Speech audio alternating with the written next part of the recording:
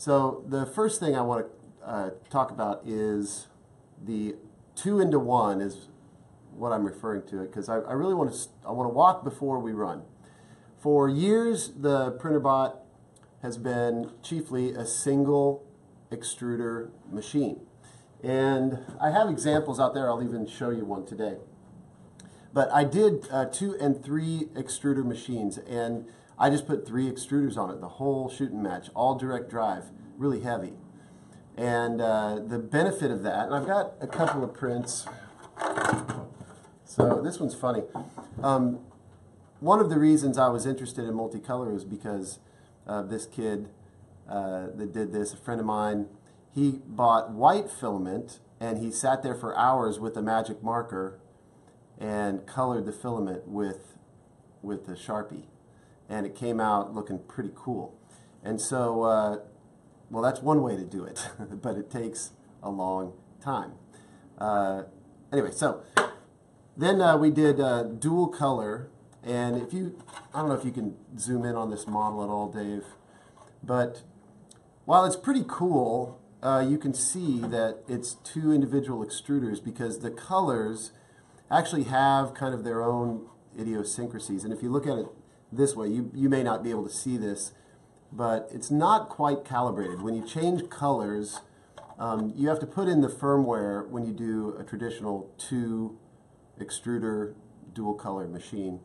You have to put in there, like, how far apart are the nozzle tips and like X and Y, what's the offset? It gets really confusing. When you try to do 3, it's ridiculous. But anyway, so this was 2, and you know, it's okay, it's kind of novel, but it's not easy at all. Now, here's another example. This one looks even worse. This was one of our first ones. I think Caleb did this. Anyway, so you know, it's just hard, and so we were able to do it, but the whole process just got me down, like, I don't even like doing this. Why would anybody else want to do this? So one thing recently that, I say recently, this could have been a year ago, but since then, these guys started doing this 2-into-1. And so this is just a demo to demonstrate. They bring 2 Bowden tubes into like this little Y block, and they have 2 drives back here, so you keep the mass off of the gantry, and you retract the color you're not using, and you push down the other color. So it's kind of a complicated color change G-code, but once you get that dialed, then it just executes. And it utilizes a tower, this big block beside the print, to like spit out and because in every hot end, when you do one color and you pull out that filament, well, you're only pulling out the filament that's solid enough to, you know, be pulled on. You leave this molten plastic down in the tip, and so you have to purge that out. And so if you've ever switched colors, you got to extrude until, you know, white goes to red, or vice versa. So you have to have that sacrificial tower to spit out a bunch of stuff. So that's part of the process too. Not great, but it's a start. Like I said, we want to walk before we run. So while I want to give you some links to Mark Tromley, and he's in Florida. We talked on the phone last week. He's heading up this. I think I sent him some stuff. He might have bought his own stuff. But anyway, really smart dude. And so this is a GitHub link, a Umagine link, and a forum. So do you want to tweet those? Or I'd say tweet, share the links. But anyway, so this is the project that he's kind of compiled and talking with me. I was no help, by the way. He's just like, are you alive? Are you alive? I'm like, yeah, I got to print that stuff.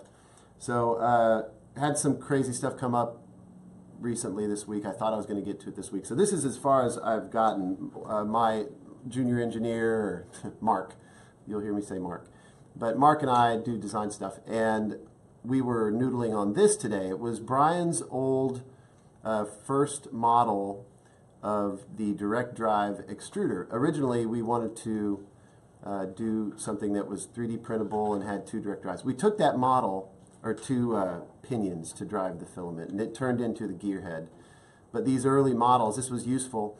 So this is designed, it's, you know, we're going to have to change it, but So what you have is, and you don't have to look at this if you want, but it's two like these, what is that, Teflon, will lock into here on the ends, and then you'll have a little piece of Teflon here, and then that feeds into, oh, this is not free, or maybe it is, and then that'll lock on the end, so it'll be one piece that you can put on pretty much any Printrbot. It even has mounting screw holes in the bottom. Now this is just one idea. I think we all need to settle on the best case scenario for the forum here. So Mark has designed some stuff that I think is really good. I haven't gone through, sorry Mark, and printed everything and tried the whole system, mainly because there was some mounting stuff that is helpful for a lot of people, but not really for me because I have a bunch of metal parts. And so this is where we started, and it was just kind of a mock-up of what we're talking about for talking points. So this is where we're at now. This is actually got the, I don't know where, parts are falling. Where did he put it? Oh, look. He's got the extruder board mounted in here. Everything's wired up. We've got the firmware that Mark referenced. So he was kind enough, he's a software guy, so he was kind enough to get that all dialed. And I'm going to use his settings for Cura, and I'm going to do his setup on here. Maybe not every part will be the same, but really what we need to test is if you have a working 2-into-1, can you get it to correctly extrude, switching colors, and have a 2-color print. So he even has a PB logo that he did in 2 colors to save some time, because there's also the design part of this. But we're going to try to follow Mark's lead, and I hope you'll join that on GitHub and the links that we just shared. And maybe we can put this in an article or somehow aggregate's not the right word. But anyway, I want to share this on our site. All right. Forum links? What? The links that you were just talking about? Yeah, those links. We need them somewhere, like maybe just a small article on our blog, and then we can just tweet it out. So I see William Steele or Bill. I need to add this to the Printrbot. Yes, that's the whole idea. If we have a system that works well with Printrbot equipment, Printrbot hot ends, by the way, the final will be, the final kit or whatever we recommend will include the latest gearhead extruder, because it's really good. And you can use whatever you want to test with it. But we hope to try to add one more element to this. And it's Brian Rowe was here last week, and he showed his little model, and I've been playing with that. To have these just be feeding a direct drive extruder. The reason that that is cool is the gearhead extruder, if you just push the filament down really lightly and it's advancing, you don't have to do anything. It pulls it in, and it's got tight enough tolerances to just grab that filament and push it through the final direct drive. That's really what's lacking. That was the only real part that we needed to be able to have 2 feeder motors just push filament down to the direct drive. Here's why direct drive is important in dual color multi-material. Ninja Flex, basically flexibles. And so you can't really do flexibles with this, but the Printrbot is really exciting. I got some stuff to share about that, but it's cool. But I really hope to have it be multi-material. Now we have, this isn't all official yet, but we have had a conference call with Mosaic. I think they were a Kickstarter back in the day, and they've got their palette. I don't remember what it's called, but anyway, they're the guys that splice the filament and kind of weld it together, whatever they're doing. Some magic inside the box that takes one color and, you know, glues it, whatever they're doing, adds it to another color, and they have 4 colors in, I think. Don't quote me on any of this. Obviously, I haven't used it. But anyway, I saw a demo at a show, and it's pretty neat because then you just have one filament coming in. Well, that makes it really easy, but that will be an additional cost. So something for the rep wrappers or the people that like to mod their own equipment is what we're really trying to do first. And we're going to be working with Mosaic to have that be something that you can just buy and add on to any Printrbot, and hopefully the Printrbot too. It'll be a little more sophisticated system. But for guys that don't want to pay the tax of, you know, fully built, assembled machines, and they want to do it themselves, we're trying to get our heads around this whole multicolor thing. Now, I sometimes say multi-material. Here's why multi-material can be a problem. If you have one extruder and you have two filaments or materials that have different temperatures, then what are you going to do? You got to cool down the hot end and wait, and then extrude that, or heat it up and wait for it to go down. So this will first have use for multicolor, and then we'll see what we can do for the multi-material. First, it will be materials with very, very similar melting temperatures, if that makes sense. Okay. So anyway, that's that. Thank you, Mark, for your work and keeping my feet to the fire. We're going to keep working on this. This is one of those things in a Printrbot that we call a project. It is not a product yet. So we'll get there. And by the way, I don't, these projects, they are distracting from business, right? But I'm the type of guy that I need to stay interested. And so, it's just the type of guy I am. I'm good at starting things. But when we start manufacturing and we build these day in and day out, it gets a little boring for me personally, so I like to keep my mind active on projects. And then sometimes they turn into disasters. But sometimes they turn into products. So anyway, that's that. So that's the multicolor stuff. Hang in there with me. I will be getting this printing, and we want to play along with Mark and take his lead. So please get involved in that community and what we're doing there. I have my Teflon. I have the first one assembling. Once I get this printing, then I will ship out those 10 free extruder boards and Teflon and all that. But I had it all together early, like a couple days after we did that little, hey, if you want to play with us. And then I sat there like, I don't really know what I need to send, so I want to make one that works and then make sure I'm giving kits that are useful instead of like everybody's looking like, well, what do I do? Now we have a forum, now we have a GitHub repository, we got files coming. So it's starting to get organized. So I know you're waiting on those freebies. My apologies, but it's probably better to wait until it's really going to be helpful instead of just you get frustrated at me. So you will have to be patient. All right. So for the rest of the show, I do want to do... Let's try the wireless before we go out there. Try this? Yeah, I think you got it. Come on. What do you mean? The mic should be working now as well. Oh, it's working? Should be, yeah. So I just wanted to try that before we went out there. What do you need from me? You're doing it. Oh, I just talk. Well, that's easy. All right, we'll test this wireless mic because we're going to be walking around the shop. Great, we got audio. So, Dave, we're going to go in the office first. We've got just a couple of printers. I wanted to show them the final prosthetic bot and the Printrbot. So let's go do that. But then after that, and I want to give this where it's quiet. Sometimes it sounds like you're in a cave out there, especially in the office. But what we're doing today for the rest of the time is basically I'm going to show you some printers that need to find a home. And it's a little bit of a sad story. It goes like this. Sometimes people ship their printers back to me, and I don't want to mess with it, and I put them in a huge pile. Other stories go like this. They were born here at Printrbot as betas, as design exercises, as bots that we used here. And then for whatever reason, maybe I was doing a video and I tore it apart and it never quite got back together. There's a whole myriad of things that happen here to these bots that need homes. So we are hoping that some of you, and it won't be all of you, it'll be some of you, but let me tell you the type of person we're looking for. Hopefully some of you will open your heart and adopt one of these bots. Now, these bots are of various age. They're various ages, various weights, various design. Some are wood, some are metal. They're just a bunch of different models.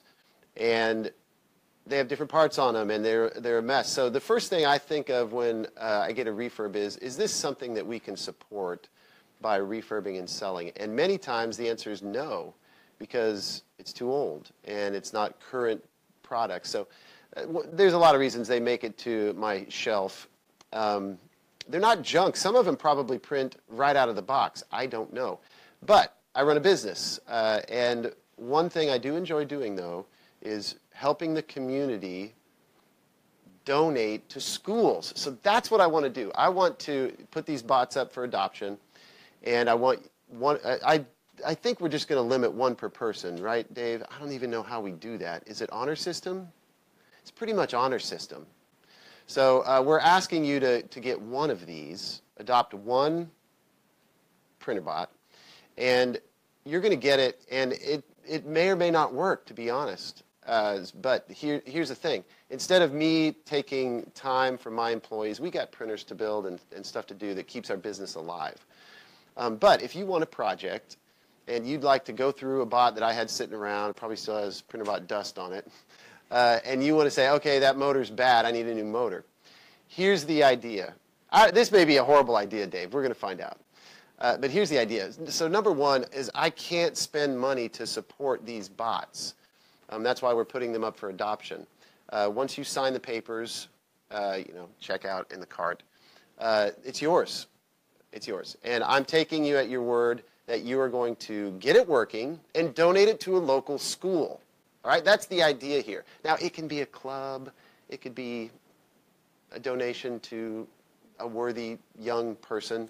But really, I want this to benefit kids because that's, I got a heart for kids and special education. So we're hoping some of you are like, yeah, I'll do it. Now, it may cost you money. So I just want to put that caveat in there. And here's why. I'm going to spend a few minutes on each bot. Like, is everything here? Does this move? Yes, it moves. It moves here. It moves here. It moves here. That's pretty much it. I will do my best to make sure that hot end looks like it'll work. Looks good. that printer board looks good to me. We might need to make sure those electronics work. But anyway, I have a lot of old electronics. But anyway, so I'm going to do my best to ship you a printer. Now, here's how it's going to work. We have so many different models that we really can't take pictures of each one and descriptions and all that. You are going to take it on faith that I'm going to send you a box of something that you can use. And you're not going to have any say in what kind of bot it is. It may be wood and 4 years old. It may be metal and 1 year old. It may be a beta that is the current Pro model, but with older electronics. So it's going to move. So on the webpage, you want to put up the link. So it's how much?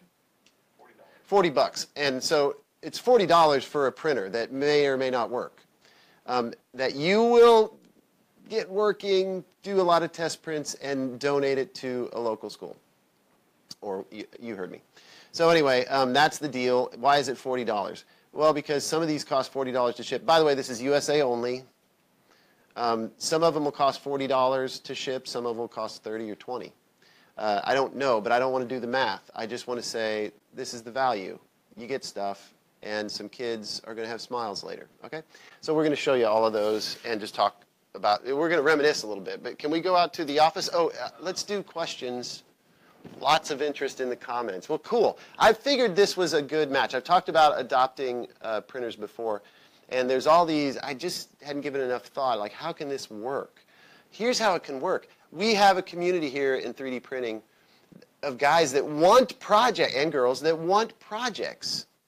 And so here's a project, but I'm really hoping it doesn't crush me with, like support requests and, hey, you sent me a bad motor.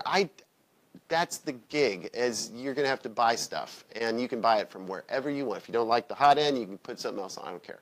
But a lot of you guys have parts sitting around, and so you may have stuff in your bin that you were hoping to also turn it into a printer someday. So let's get together. Let's do this. All right, jobs, jobs, jobs. What does that mean? Oh, no, I'm not hiring. I'm firing, oddly. No, I'm kidding. But I did just lose one of my engineers. Steve, we love you, and congratulations on the new job and the new, well, he's moving closer to family, so we're happy for him. But no, we're getting by with as lean a crew as we can, so no jobs. What else? You got any other comments? We can do questions later if... Mostly they're just comments about the schools that we donate to. Okay, cool. So it's not really questions, more comments. Comments, any worth sharing? Did pop out? They're all really good. Okay. Yeah, so you pick the school. That's the beauty of it. For me to refurb and donate, very expensive and complicated. But each of you might be near a school that is worthy, and you're going to have to find out if they are. And let me give you some advice on donating to a school, first off. You want to find a school that first it has a teacher that is either into 3D printing or has a student, one student, that's interested or into 3D printing, is a go-getter. Really, it's the student that you want because the teacher will be less likely to know what 3D printing is all about. Some are dabbling and have running programs. Beyond dabbling, they're really. I got an email from a university that every incoming, I think, architectural student is going to get a 3D Printrbot on their desk next semester. So there's some schools that are totally into this, but there's some, like my home school, they had no idea, and so I donated some printers to them, and now that's really humming. But I want you to pick the school. You don't have to ask. Just you do what's right. And again, this is a lot of honor system stuff, so it should be interesting. Brook, you're crazy, and I love it. Yeah, the crazy part is probably because there'll be people that game me and just like, oh, sweet, a free printer for 40 bucks? Yeah, I'm going to do it. You got to live with yourself, okay? I'm going to trust all you people to do the right thing. Please, do the right thing. But just don't care. That's on your conscience, not mine. I mean, I don't care if I get gamed. It's like, what are you going to do? So I hope there's wonderful people out there that are going to do a neat thing for kids. All right, so let's go out and see some of these beasts in the shop and see a couple printers. Come on. There's going to be a lot of cords you have to roll over, man. Pardon me.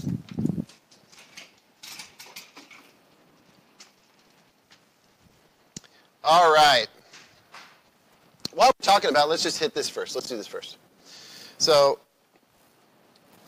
put that aside. Let's talk about these. Is the mic you think is working okay? Okay. So, these are probably the oldest. They're various models. It's kind of funny how they're all different. But they range from, this one has string and sandpaper.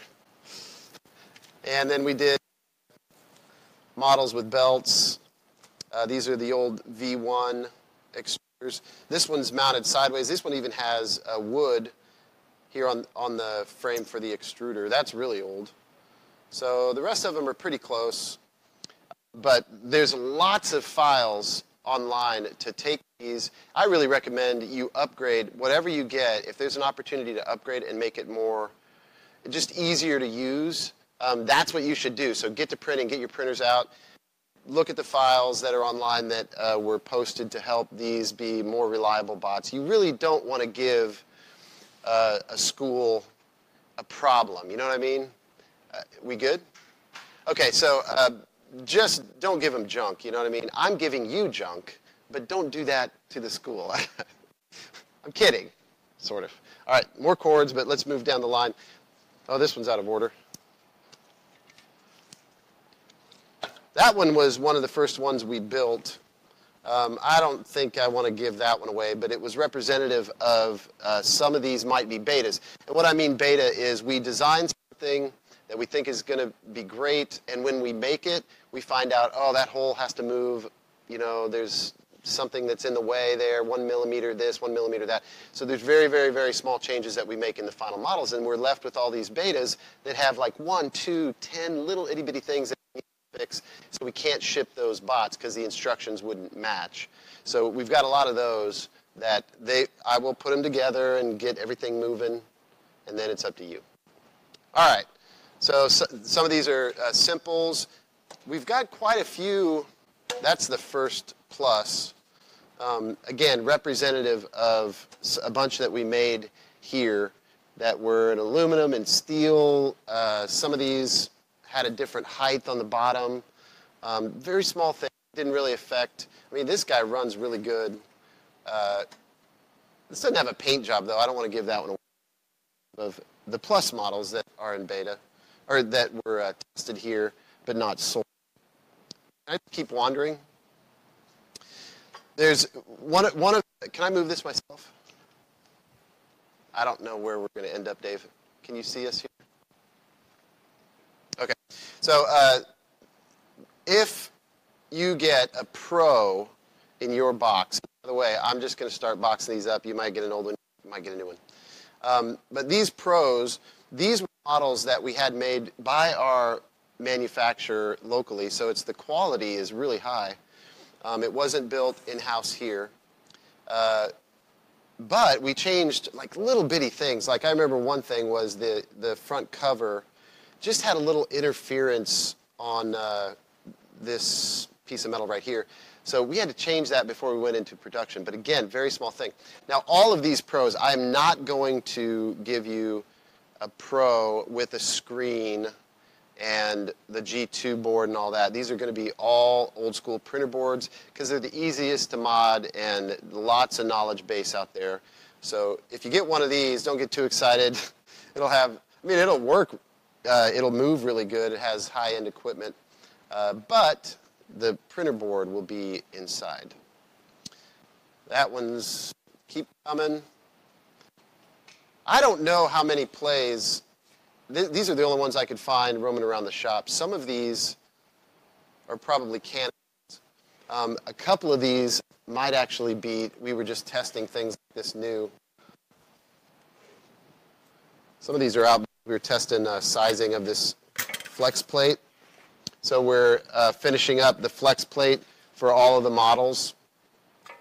So some of these aren't actually ones that I'm going to send, but I wanted to set them out there. I'll keep coming down the line. More Pros. Now these are kind of fun because these, if you recognize, if you've been following me for long, a lot of times my betas will be red.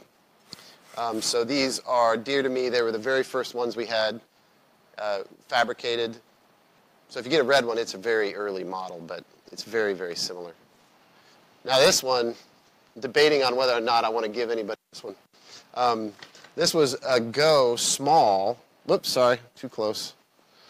This was small, a really odd bot, but man, when I picked this up, I miss this little guy. I built it, and I thought, this is awesome. This is portable. This flips up, and I don't even think I can do it right now. This flips up. It's a suitcase with a handle, a little leather handle. So it's very portable, very, very solid, and it moves like butter. To follow on to the Plus, I used a lot of the Plus parts. You'll see these down the line. Similar to this, but in a box. This, I don't even remember what model we called all of these.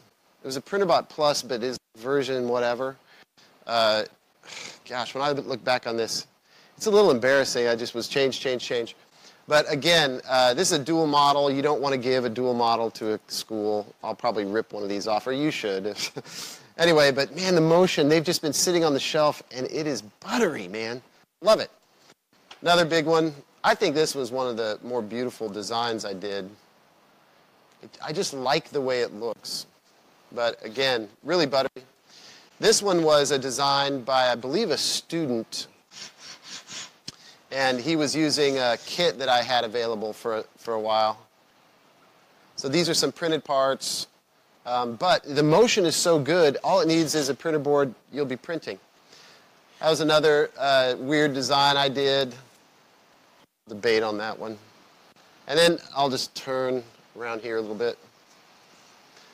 Then I've got that need work. They're parts put together to verify that all of the axes work and everything. So anyway, that's my line of printers. And I counted them. Whoa, sorry.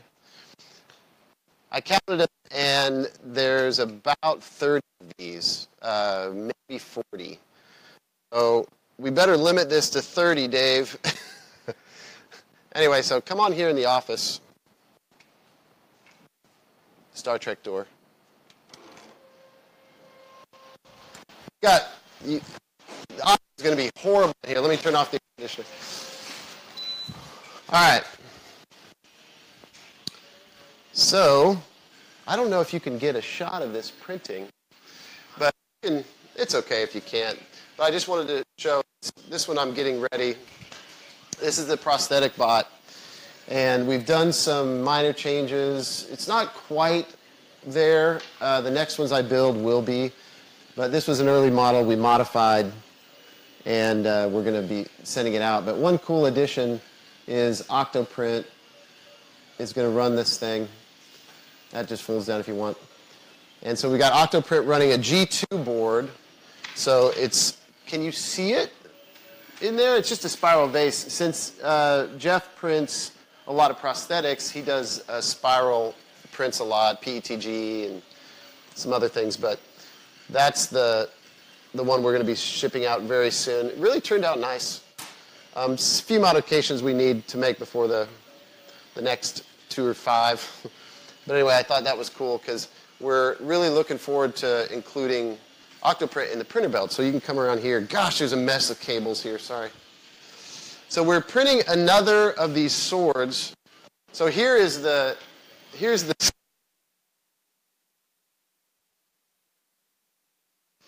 yes, see how wobbly it is? 6 feet long. A guy's going to visit me Tuesday. He says, let me swing the sword.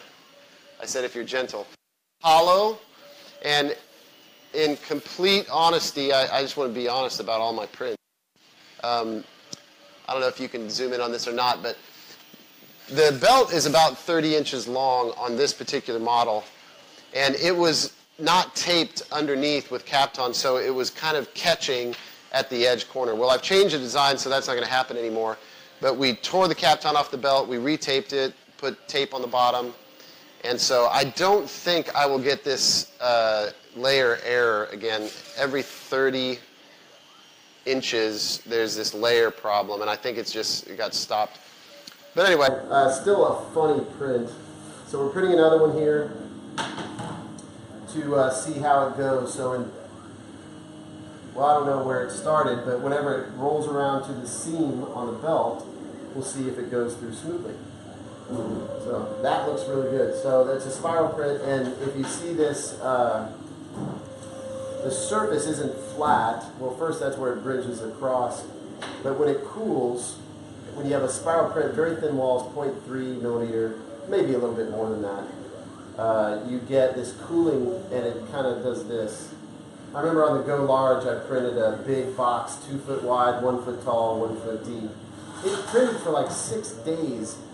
And when then it screwed up at the top. But the sides of that were like inches. Like it would go in and out on the work. But anyway, this isn't just for spiral hollow prints. This will do solid stuff. It just uses a lot more filament. So anyway, that's that. So why don't we go back into the studio or the other office, Dave, and we'll just close it down. I don't know if there are any questions that we need to cover, but we'll just have a little better audio situation.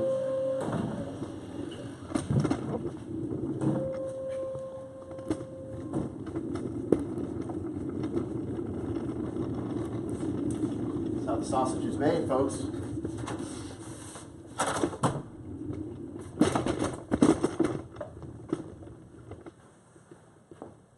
All right. Woo, it's cooler in here too, which is nice. Okay, so you can read if we have questions before we close out. It's only 5:07. I'm hoping that you get involved in our project here, our multicolor extruder project. I'm hoping you adopt a Printrbot and use your knowledge to get it all running good, and we'll ship it to you. And you can share with us the results. I'd love to see some pictures. I won't require anything, but I'd love to see some of your work, how you got it to run even better, or to run it all. And then maybe a picture of the class or something. I don't know. A picture of the school logo. I don't know. But it'd be really neat to see that this was worth it. If it works out, I'll keep doing stuff like this because I would rather have the community be engaged. I told you one of my currencies, my main currency is engagement. So I'd rather see the community get engaged and me to fuel that somehow than to spend employee time and my money to rip these things apart and try to make more money off of them. They're in printers right now. We did work to get them to that point, so let's see if we can save them. One of my favorite things about meeting people is they'll say, hey, I still have one of your Printbots from the Kickstarter from 4 years ago and 5 years ago. We want Printbots to run a long time. I'd rather you keep yours running than to buy a new one, and that's the truth. But if you can keep your old one running and buy a new one, that would be really good. So anyway, they last a long time. So these printers should all print when you're done with them. So I'm looking forward to that. Anything you want to read off or ask? Question: what types of things should you print with dual extruder? Like if you had multiple colors, you got any suggestions on? Well, the thing that interests me most is when we get to multi-material. Multicolor printing is somewhat artistic, you know what I mean? Like you could do, I think the best example is when you do one color in a thin layer, like a placard, it could be white, and then raised letters can be a different color. So you could do logos, designs, badges, desk thing. The reason I like that is it's one easy way to show people, well, here's what you could do with multiple colors. Because the colors align by the layers, and it's pretty simple to design that. In fact, that's kind of what the PB logo that's in this project illustrates. Just to wrap your head around, here's a simple example of the possibilities, but what use is this? Well, it's just artistic, you know what I mean? It just looks cool. But when we get to multi-materials, here's why it's interesting. Support material could be one material, and then it's sacrificial. So like you put it in boiling water, or there's several different kinds, or limonene, or however you say that. And then you've got a print that is very, very complex, would never print with the one extruder machine, but you were able to print support material that dissolved away. It held up that other material while it was printing, and then that disappears, and you have something that would be impossible to print, mechanically impossible, because gravity, it's the law, wouldn't allow you to print that with a single, filament, a regular one extruder printer. But when you really start to wrap your head around it, we don't have to stop at two into one. Like Prusa is doing, I believe, 4 into 1. Now, that may yield different results for color if there's some way someday to mix those colors. But that gets more complicated. But imagine having the whole, RGB, or red, green, blue. Is it yellow? I don't remember all the 4 colors. It's been a while since science in high school. But anyway, if you start to think about more colors, that gets a little more interesting. But imagine this: if you had 4 materials, there is filament out there that carries current. Now, it's not like print a cell phone, but it would be like turn an LED on. So let's just say the first one is filament that can carry current. Well, you can print that, the traces to carry the current, onto another material, and let's just say that's PLA. So your structure is PLA. Well, already it's interesting because you can get the traces to go along a 3D surface. Instead of PCBs and your cell phones and stuff, they're all two-dimensional. Maybe not all, but most are two-dimensional. And so now you can do interesting things with carrying the current around through walls, through the center of something. Maybe it's the shortest route, but you've got a 3D physical object with electricity being able to run through it, and you can mount little components. So you got, electrically conductive filament on PLA. Now let's add support material, so it can be a very complex object. And then the last one I like to add is like a flexible, Ninja Flex. So imagine printing a hinge that lays flat, but part is PLA and PLA, but the hinge part is flexible.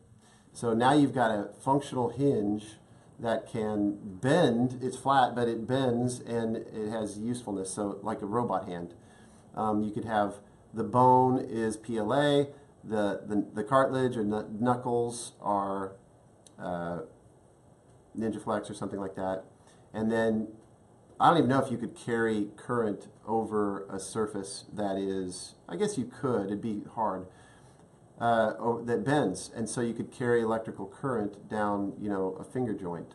So when you start mixing materials, it gets really interesting. Yeah, color, it's kind of cool, It's an interesting problem to solve, but the usefulness really lies in multi-material. First, with support material that dissolves, and secondly, with combining design with flexibles and hard and conductive and support.